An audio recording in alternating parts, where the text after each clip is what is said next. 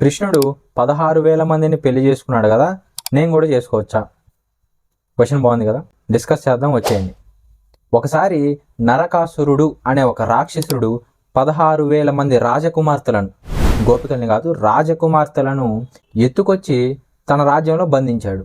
అప్పుడు కృష్ణుడు ఆ రాక్షసుని చంపి ఆ 16,000 మంది రాజకుమార్తెలని రక్షించాడు. దానికి ఆ రాజకుమార్తెలు, మేము ఇన్ని రోజు ఒక రాక్షసుడి దగ్గర ఉన్నాం కాబట్టి మమ్మల్ని ఎవరు పెళ్లి చేసుకోరు, మా రాజ్యంలో కూడా మమ్మల్ని యాక్సెప్ట్ చేయరు, మాకు ఉన్న దిక్కు నువ్వే కృష్ణ, నువ్వే మమ్మల్ని పెళ్లి చేసుకో అని భక్తితో శ్రీకృష్ణుడిని వాళ్ళే అడిగారు. కాబట్టి శ్రీకృష్ణుడు చేసుకోవాల్సి వచ్చింది. కానీ శ్రీకృష్ణుడికి ఏం స్పెషల్ ఇంట్రెస్ట్ లేదు అంతమందిని పెళ్లి చేసుకోవటంలో. అండ్ అక్కడ ఇంకో ఇంట్రెస్టింగ్ విషయం ఏంటంటే, అప్పటికప్పుడు 16,000 రూపాయలని ధరించి కృష్ణుడు 16,000 మంది రాజకుమార్తెలని విడివిడిగా పెళ్లి చేసుకున్నాడు. అండ్ 16,000 భవంతుల్ని కట్టించి ప్రతి ఒక్కళ్ళకి భర్తగా ఉన్నాడు.